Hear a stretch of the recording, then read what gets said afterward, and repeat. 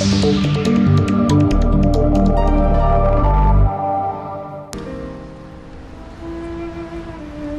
in the heart of Berlin, the landscape has changed dramatically. Lothar de Maizière was the first and only democratically elected Prime Minister of East Germany. The communist-era Palace of the Republic, where the first freely elected East German parliament sat for just a few months, has gone. All that is left is an empty swathe of land. We accomplished a lot in those 5.5 months. We accomplished things that we wouldn't have imagined in our wildest dreams just 1 year before. If somebody had told me 1 or 2 years before that the wall was going to fall and Germany would be unified and that I would play a role in it all, I probably would have told that person to go see a psychiatrist.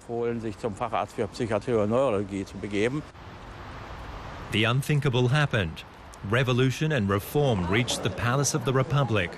After the Berlin Wall fell in November 1989, change came swiftly. Just 4 months later, 20 parties and groups registered for the election, and 93% of East Germany's citizens turned up at the polls. De Maizière was the Christian Democrats' top candidate. He entered the East German Christian Democrats when he was just 16 years old. With a background in law and music, he was a largely unknown figure, an advantage in politics at the time. And he had West German support. Helmut Kohl came to East Germany to help campaign efforts. The CDU won almost 41% of the vote. But de Maizière knew a long and difficult path lay ahead.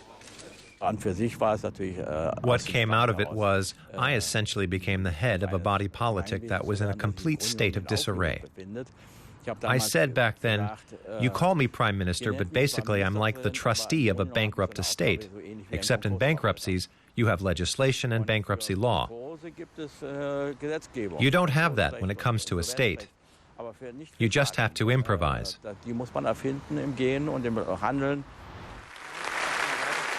The first and only freely elected East German Prime Minister and the new members of Parliament had to create a democratic framework.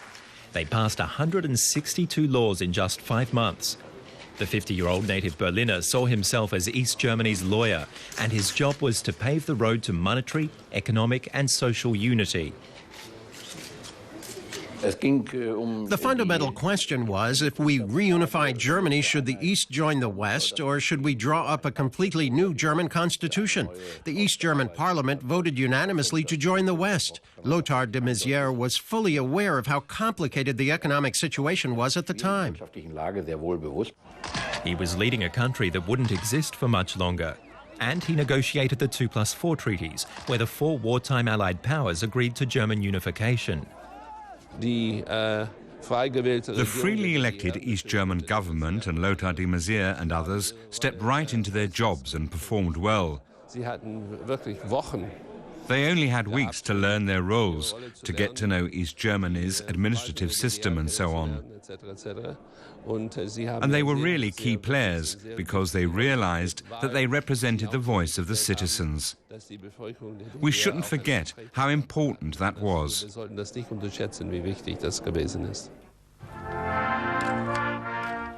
October the 2nd, 1990 was the German Democratic Republic's last day in existence.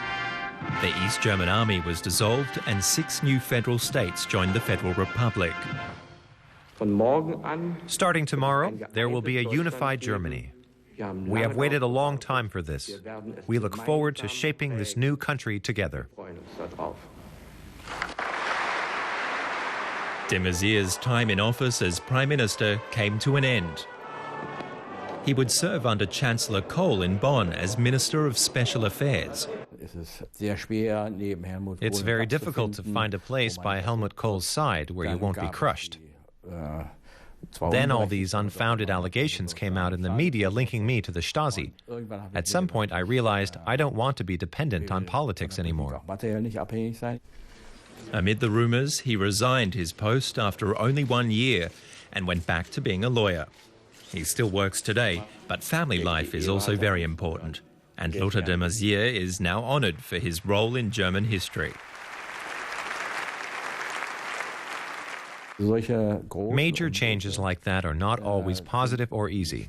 They're incredibly stressful too. We emigrated without ever having left our own country. De Maizière is proud of his Prussian values. He says he's honoured to have served his country. By that, he means both East Germany and unified Germany.